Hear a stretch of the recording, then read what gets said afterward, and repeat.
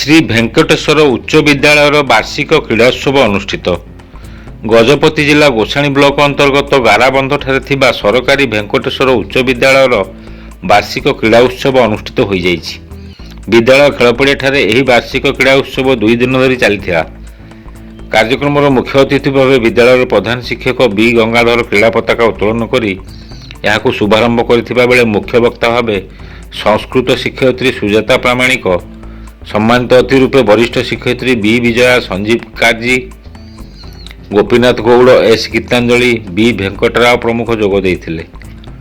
ଆୟୋଜିତ ପ୍ରତିଯୋଗିତାରେ ବିଦ୍ୟାଳୟ କନିଷ୍ଠ ଓ ବରିଷ୍ଠ ବିଭାଗର 49 ଜଣ ଛାତ୍ରୀ ଓ 172 ଜଣ ଛାତ୍ର 100, 200, 400, 600 ଓ 800 ମିଟର ଦୌଡ଼, ଲମ୍ବଡିଆଁ, ଉଚ୍ଚଡିଆଁ, ସଟପୁଟ, ଡିସ୍କସ୍ ଥ୍ରୋ ଭଳି ଖେଳକୁଦ ସହ ଲେମ୍ବୁ ଚାମଚ, ଛୁଞ୍ଚି ସୂତା, ଅଖାଡିଆଁ, କୁମ୍ଭୀର ଦୌଡ଼, ଧୀର ସାଇକେଲ ଚାଳନା, ମ୍ୟୁଜିକାଲ ଚେୟାର ଭଳି କୌତୁକପୂର୍ଣ୍ଣ ପ୍ରତିଯୋଗିତାରେ ଅଂଶଗ୍ରହଣ କରିଥିଲେ।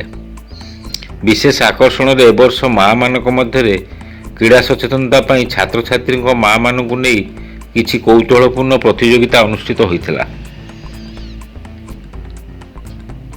ଏହି କାର୍ଯ୍ୟକ୍ରମରେ ବିଦ୍ୟାଳୟର ବହୁ କର୍ମଚାରୀ ଓ ପୁରାତନ ଛାତ୍ରମାନେ ଯୋଗଦେଇ ପରିଚାଳନାରେ ସହଯୋଗ କରିଥିଲେ।